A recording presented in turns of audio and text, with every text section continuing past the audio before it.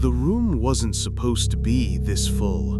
Homeowners association meetings typically drew maybe 8 people, most of them retirees with nothing better to do on a Thursday night. But tonight, every seat was taken. People stood against the walls. Some had brought their own chairs. At the front table sat Todd Brennan, HOA president for 6 consecutive years. And for the first time in those 6 years, Todd looked scared. The man holding the document was David Chen, project manager by day, and for the past 3 years, he'd been building something Todd never saw coming. See, most revenge stories are loud. They're explosive, public meltdowns, screaming matches. This one was silent, and it was devastating. But to understand how David got here, how he bankrupted a suburban dictator using nothing but patience and paperwork, we need to go back 3 years.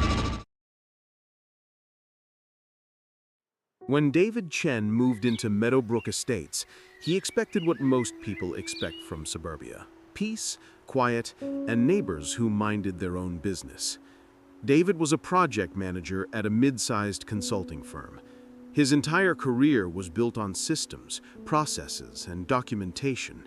He kept detailed notes on everything: client meetings, expense reports, even grocery lists. It was just how his brain worked. Detail-oriented, methodical. The kind of person who actually read instruction manuals. 3 weeks after moving in, David received his first communication from the Homeowners Association. It was a welcome letter, signed by Todd Brennan, HOA president. The letter was standard corporate speak. "Welcome to the community. We're committed to fiscal responsibility and transparent governance." David filed it away with his mortgage documents and forgot about it. Standard welcome letter, nothing special. Or so he thought. Todd had been president for 4 years at that point. Former middle manager at a telecommunications company, early retiree, and by all accounts, a man who'd finally found his calling: power without accountability. The homeowners had rules, hundreds of them, most neighborhoods do, but Todd enforced them with the enthusiasm of a medieval tax collector. Trash cans left out past 9 a.m., $200 fine. Mailbox slightly faded, $500. Car parked on the street overnight during a family emergency, $750. But here's the thing about tyrants: they never follow their own rules. Todd's fence was 6 inches taller than HOA regulations allowed. His backyard shed had never been approved by the architectural committee, and his garage door paint was peeling so badly you could see bare wood underneath. David noticed. He always noticed details. But he didn't say anything. Not yet. Because he'd already started doing something Todd would never expect. He was documenting everything. 6 months after moving in, David decided to replace his aging fence. He followed every rule, submitted the architectural request, got board approval, hired a licensed contractor. The approved stain color was weathered oak number 47, standard issue for the neighborhood. Except the local hardware store was out of stock, national shortage. The manufacturer had discontinued that specific formula. David's contractor found the closest match, virtually identical, same brand, just a slightly different product code. David kept the receipts, documented everything, and installed the fence. 2 weeks later, Todd sent him a violation notice. Fine, $500. Reason? Unauthorized fence color. David tried reasoning. He showed up to Todd's house with the receipts, the documentation, photos of the discontinued product. Todd looked at the paperwork for maybe 3 seconds. Then he said something David would never forget. "Rules are rules, buddy. Should have figured it out before you built it." That's when David stopped trying to reason with Todd and started planning his destruction. But David was smart enough to know that anger loses, patience wins. So he started researching state HOA laws, financial disclosure requirements, board election procedures. And that's when he found something interesting. Under state law, any HOA member could formally request access to the association's financial records. The board was required to provide them within 30 days. Most HOA members never bothered to ask. Todd was counting on that. Because while Todd was busy fining people for trash cans and fence colors, the neighborhood was falling apart. The community pool had been closed for maintenance for 3 consecutive summers. The landscaping in the common areas looked like a jungle. Playground equipment was rusted and broken. Yet the HOA fees kept climbing. Meadowbrook residents paid $450 per month, nearly double what similar neighborhoods charged. David started paying attention. Where was the money going? And why was Todd driving a brand new Lexus?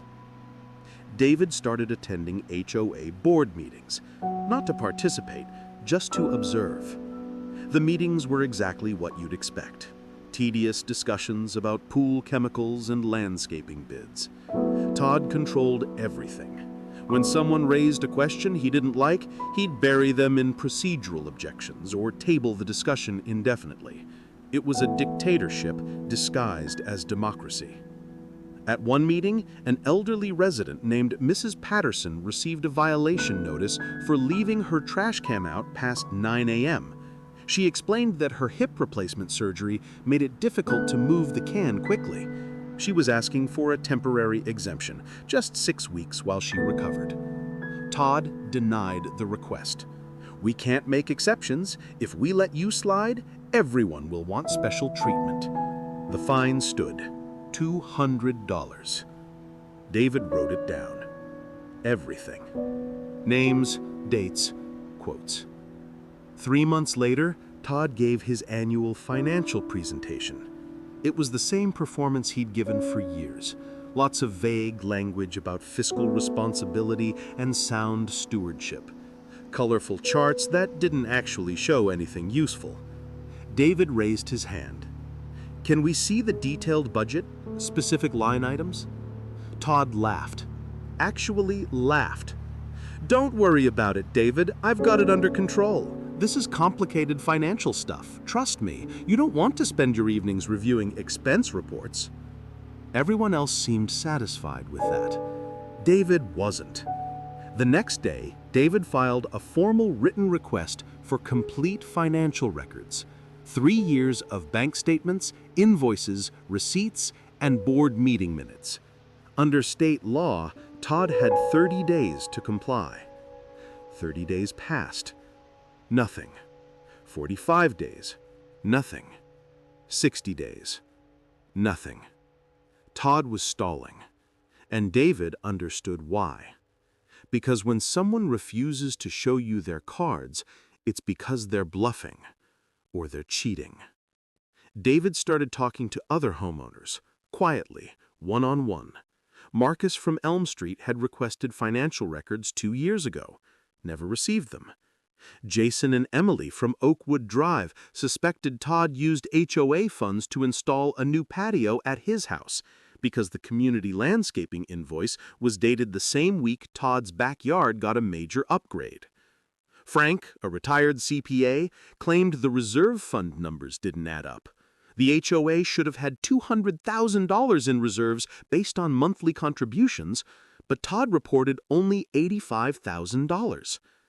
David documented everything, every suspicion, every unanswered request, every coincidence. He wasn't just building a case against Todd.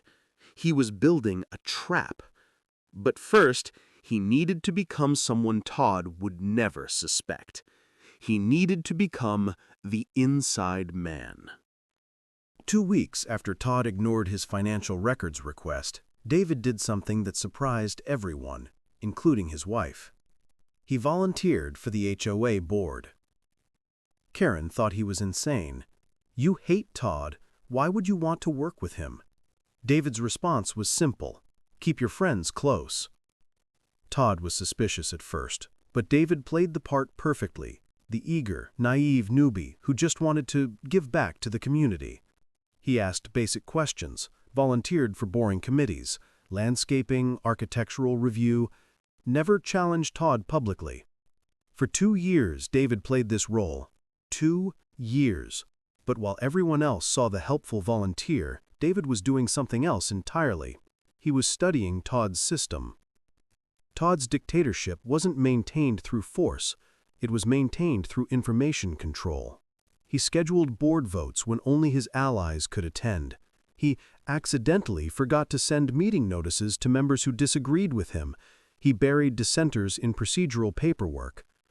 When David asked for documentation, he'd receive 200-page packets with no organization or index.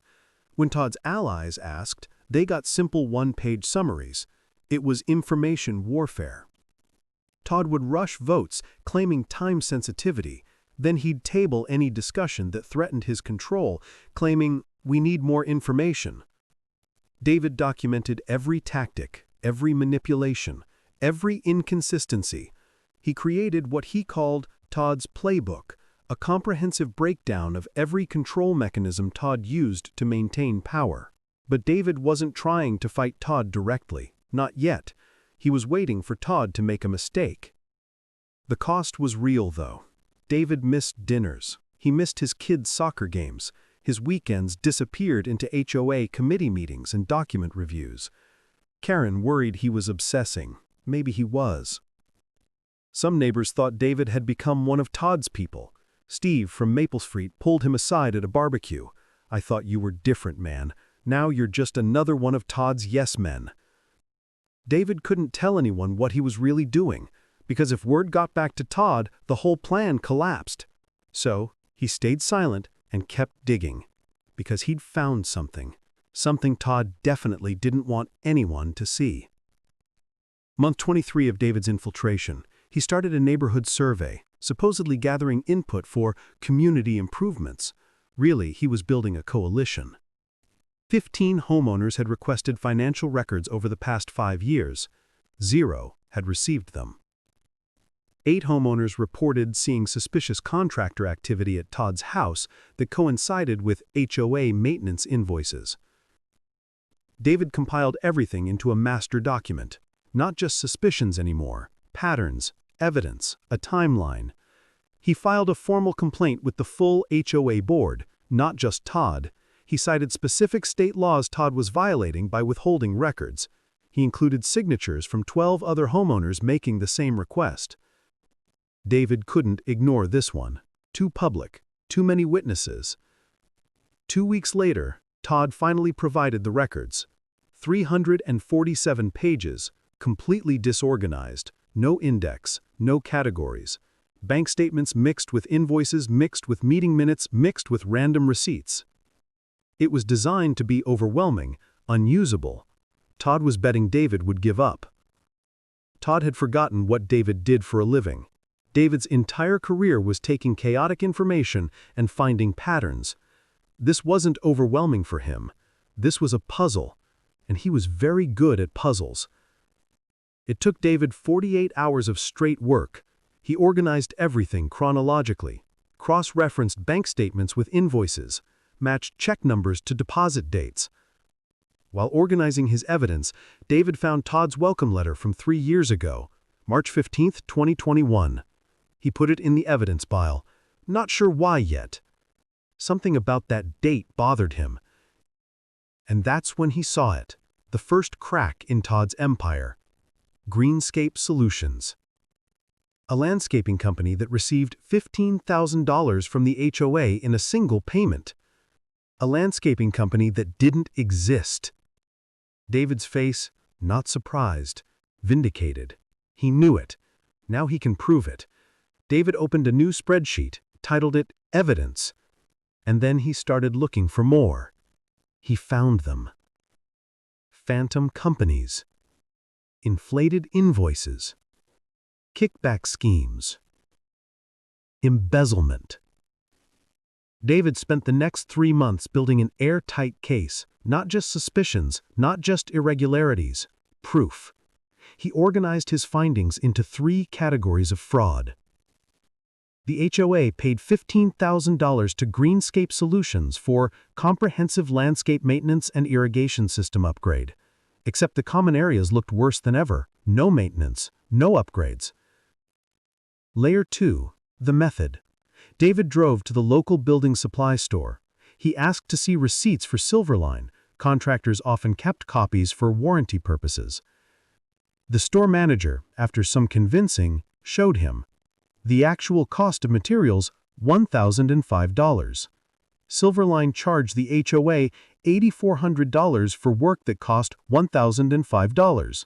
Markup? 736%. David found footage showing Todd and Mike Reardon purchasing materials together, then going to an ATM, withdrawing cash, splitting it. David found 17 similar invoices over 3 years, all massively inflated, all involving Silverline. Total kickback scheme, $63,400.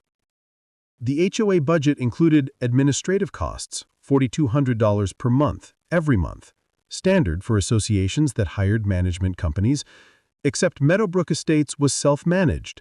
The bylaws explicitly stated no external management company. David traced 41 months of $4,200 withdrawals, always on the first of the month, always categorized as admin costs.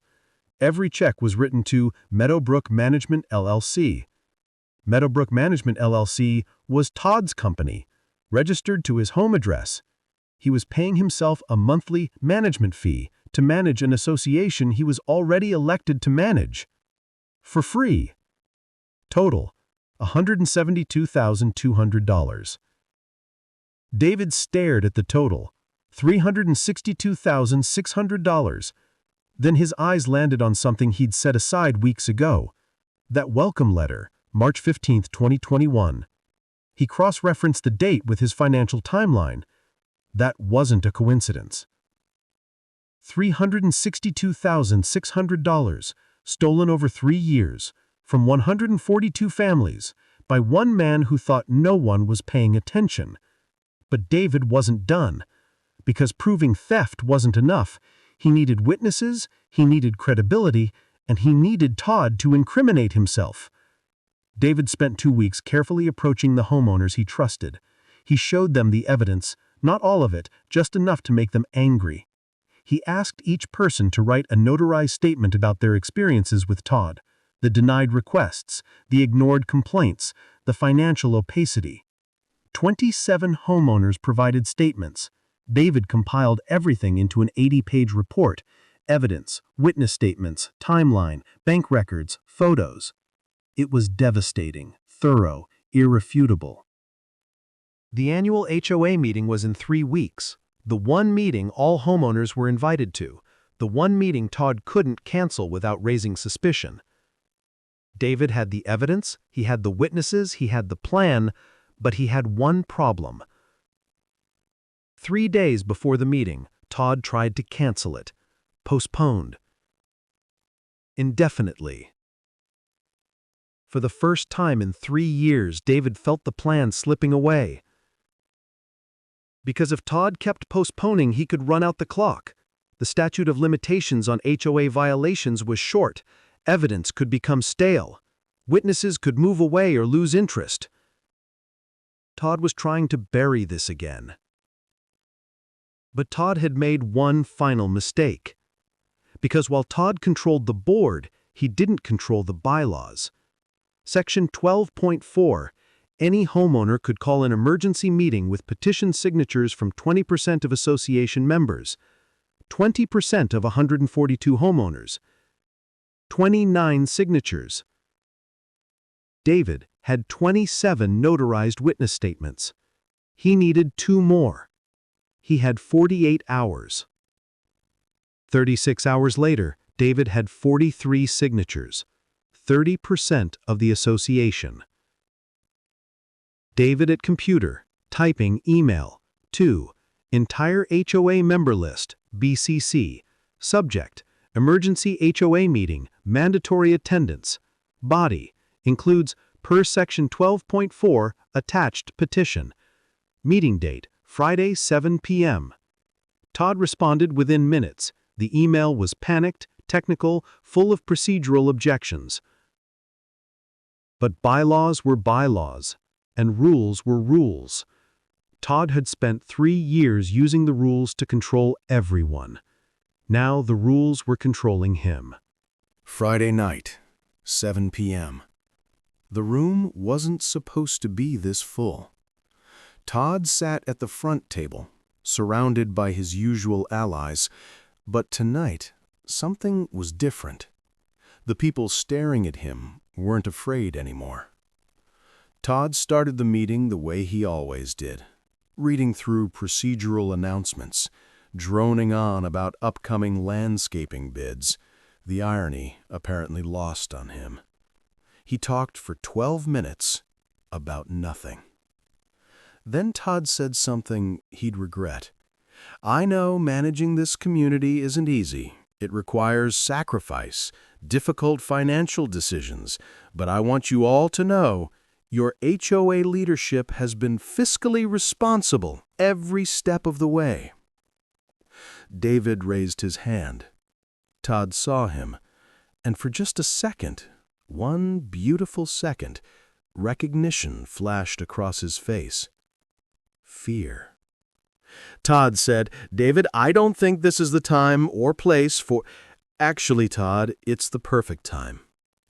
David had spent 3 months preparing 80 pages of evidence. Now he watched it spread through the room in real time. Todd said, "This is highly irregular. We have an agenda. This material hasn't been reviewed by—" "I've reviewed it. $362,000. Embezzled over 3 years. But David had saved one detail for last. David spoke to the room. "Everyone received a welcome letter when they moved in. Mine was dated March 15, 2021. That was the same month Todd registered his first phantom company. Same week he wrote the first check to himself. See, Todd didn't just steal on impulse.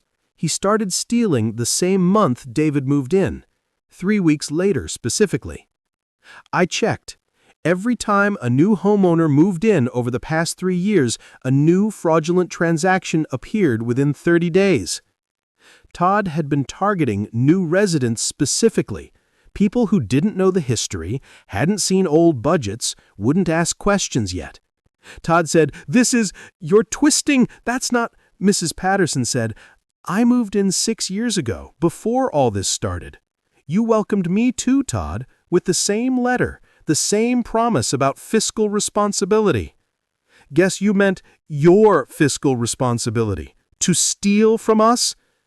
The welcome letter wasn't a welcome. It was reconnaissance.